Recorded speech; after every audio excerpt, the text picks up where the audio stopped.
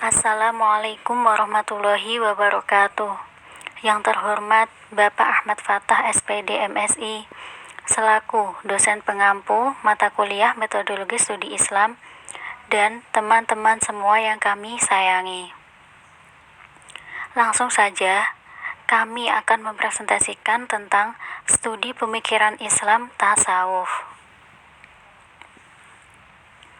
Sebelumnya, perkenalkan kami dari kelompok 8, saya sendiri, Siti Hilda Silviana, dan teman saya Dewi Nur Azizah.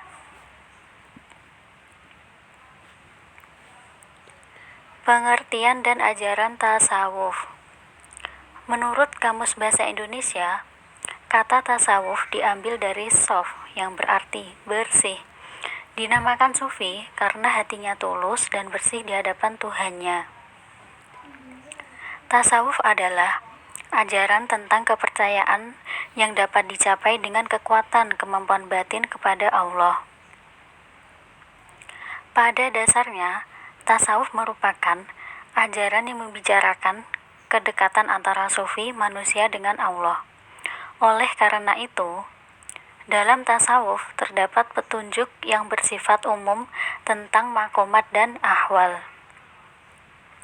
Kedekatan sufi dengan Tuhan dirumuskan oleh sufi dengan rumusan yang berbeda. Robi'ah merumuskan kedekatannya dengan Tuhan dalam mahabbah. Yazid al-Bustami merumuskannya dalam al-ittihad. Al-Hallaj merumuskannya dalam hulul. Dan Al-Ghazali merumuskannya dalam ma'rifat. Perkembangan pemikiran tasawuf. Abad pertama dan kedua Hijriyah.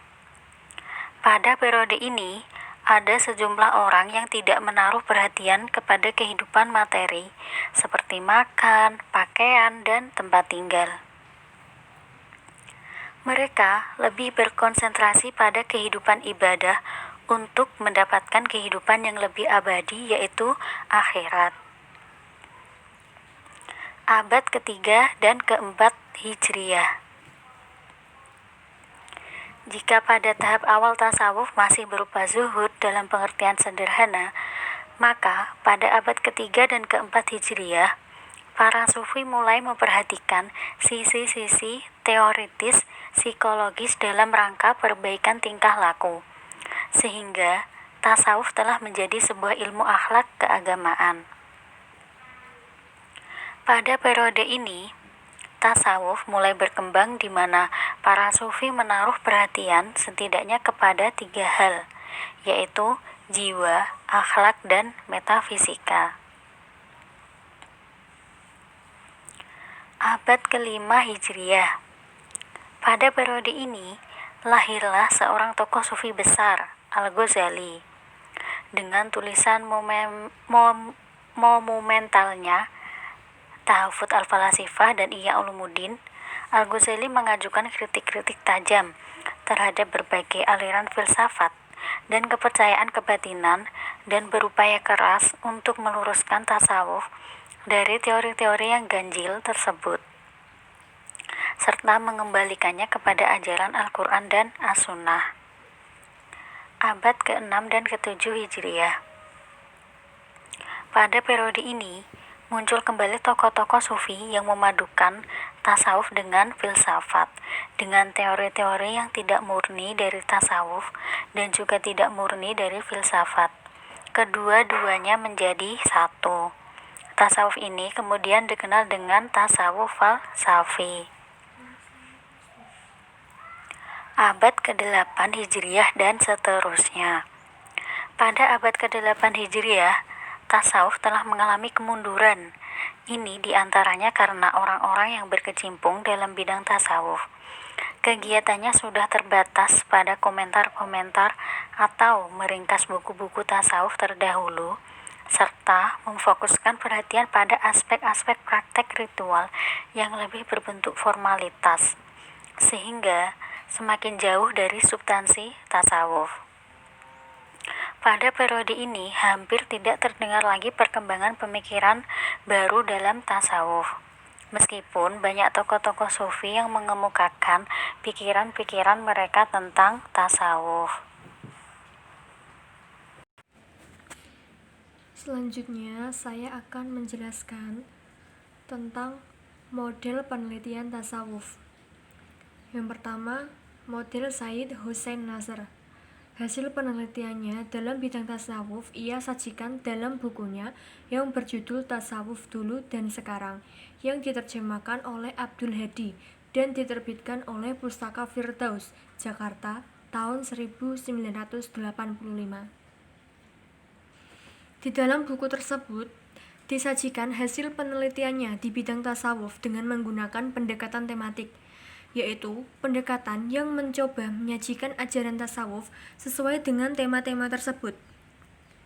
Model penelitian tasawuf Hussein Nasr adalah penelitian kualitatif dengan pendekatan tematik yang berdasarkan studi krisis terhadap ajaran tasawuf yang berkembang dalam sejarah. Yang kedua, model Mustafa Zahri. Mustafa Zahri memusatkan perhatiannya terhadap tasawuf dengan menulis buku yang berjudul Kunci Memahami Ilmu Tasawuf, yang diterbitkan oleh Bina Ilmu Surabaya 1995. Penelitian Mustafa Zahri bersifat eksploratif yang menekankan pada ajaran tasawuf berdasarkan literatur ditulis para ulama terdahulu serta mencari sandaran pada Al-Quran dan hadis, yakni menggali ajaran tasawuf dari berbagai literatur ilmu tasawuf. Yang ketiga, model Kautsar Az-Zahri Noor. Dalam rangka penulisan disertasinya, ia memusatkan perhatian pada penelitian di bidang tasawuf. Judul penelitiannya Ibnu Arabi, Wadah al-Wujud dalam Perdebatan, telah diterbitkan oleh Paramadina, Jakarta 1995.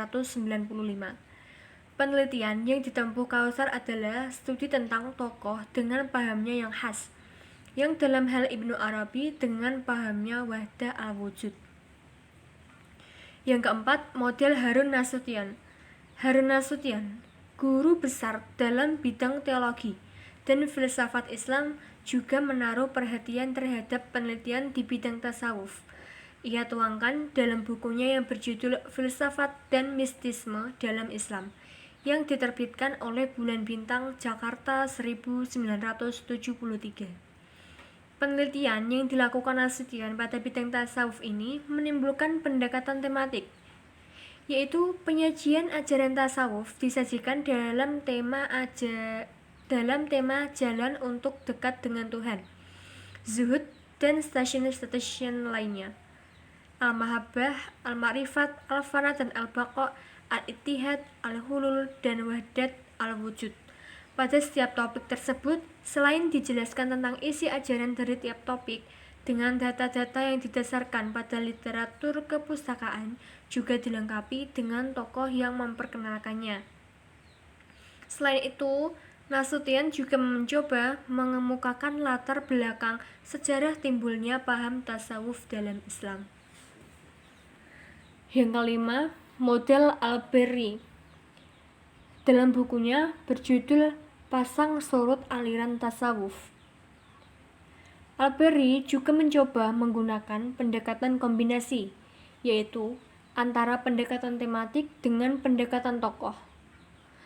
Dengan pendekatan demikian, ia mencoba mengemukakan tentang firman Tuhan, kehidupan Nabi, para zahid, para sufi, para ahli teori tasawuf, struktur teori tasawuf, struktur teori dan amalan tasawuf, tarekat sufi, teosofi dalam aliran tasawuf, serta runtuhnya aliran tasawuf.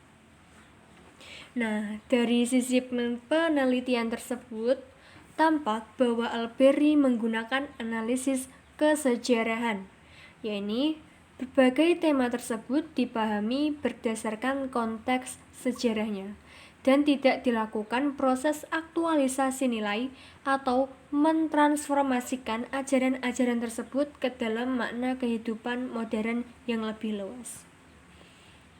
Sekian presentasi dari kelompok kami, kurang lebihnya kami mohon maaf.